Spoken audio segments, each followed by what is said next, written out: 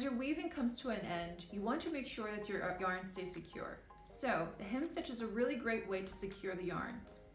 As you can see here in this woven piece, I have a lot of little rya knots, and I really want to make sure that they stay in place.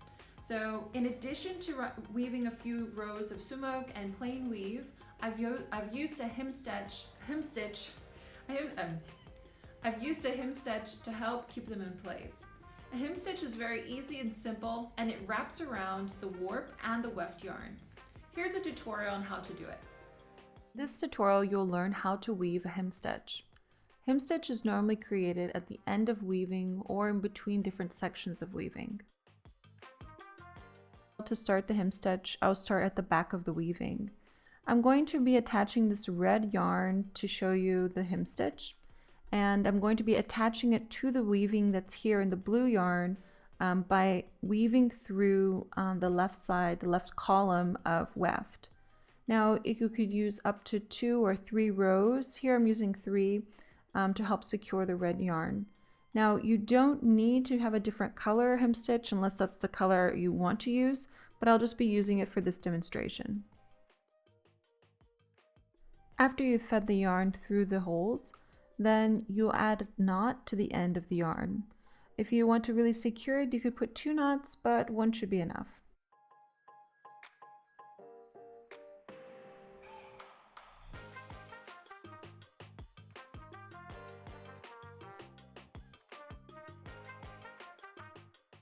Once the knot is secure, you can flip over the loom and get ready to start weaving.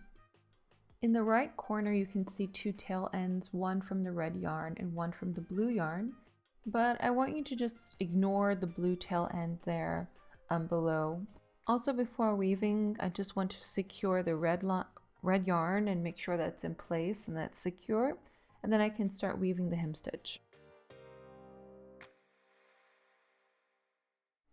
The number of yarns used in a hemstitch vary by project or by yarn ends that you have. So here in this example, I'm pulling down a few rows, the 2 rows. Now again, as I mentioned before, we want to ignore this second row, which is just the tail end that's been tucked in between the 2 rows of weft. And we're going to go around it, under 2 of these. So let's get started. First, move the tapestry needle under 3 warp yarns. Then use this as a guide to go under or around the weft yarns.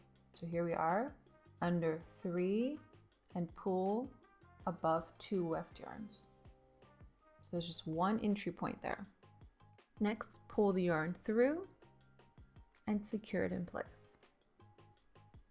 In this next step, you're going to only be going through and under the 3 warp yarns and pulling the yarns through and over the yarn here on the left.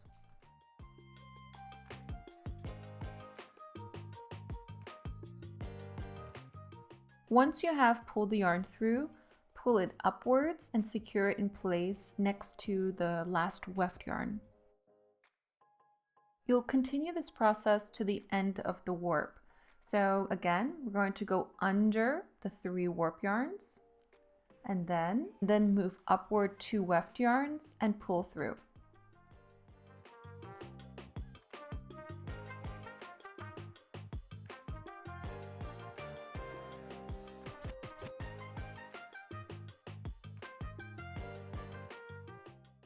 Now going under only the warp yarns, we're going to pull the tapestry needle through and over the yarn and pull through. Be sure to secure the yarn against the last weft by pulling upward. So from here on, you'll continue this pattern until the end of the warp or until the last section that you are making the hemstitch on.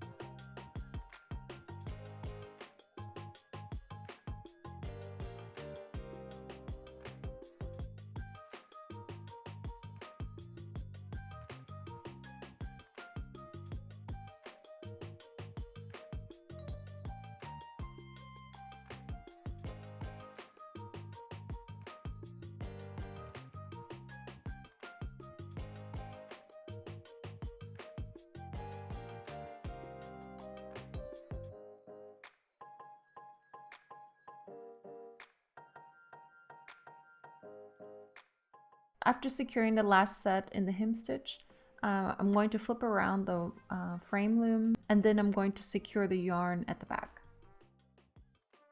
Similarly to when I attach the yarn to the back at the start of the hem stitch, I'm doing the same here at the end, and I'm just going up 2 or 3 yarns, rows of weft, and attaching it through. Now, as you can see here, I'm struggling a bit with this tapestry needle. It's a bit thick for this type of yarn that I'm using. I would definitely recommend that if you're doing this technique that you use a smaller or thinner tapestry needle so that it glides within the between the weft yarns a bit easier and it doesn't mess up the pattern that you've made.